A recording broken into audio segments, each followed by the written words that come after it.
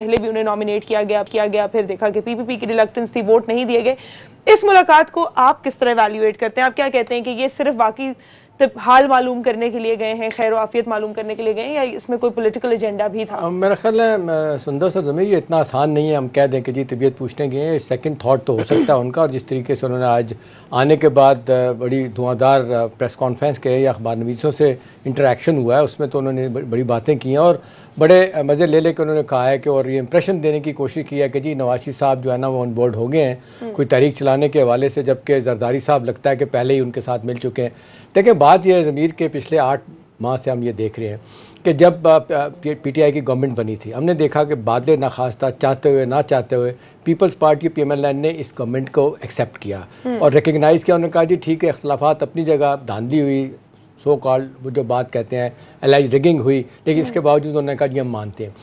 ये सिर्फ हमने देखा फजलुर रहमान साहब जो बिल्कुल तैयार नहीं थे, इस पर पहले दिन से भुनाए बैठे हैं, इसलिए वो लोग कहते हैं सियासत से आउट हुए, पार्लिमानी सियासत से आउट हुए। फॉर द टाइम बिंग तो हुए, कम से कम जब तक दोबारा इलेक्शन नहीं होता।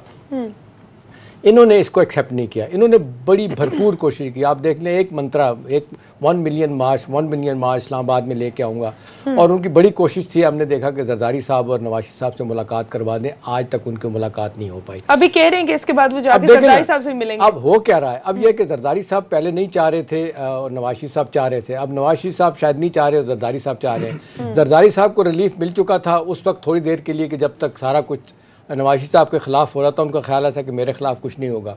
हमने देखा उनके खिलाफ भी कैसे शुरू हो गए। अब इवेंचुअली ये हुआ है कि दोनों बड़ी पार्टियां सोच तो रहेंगी हमने क्या करना है। देखें अब ज़मीर सुंदर मसला क्या है, नवाज शरीफ साहब का मसला ये है कि आप देख लें जब से उनको ये रिहाई मिली है, ज़मानत हुई है, वो खामोश हैं, मुसलसल खामोश हैं।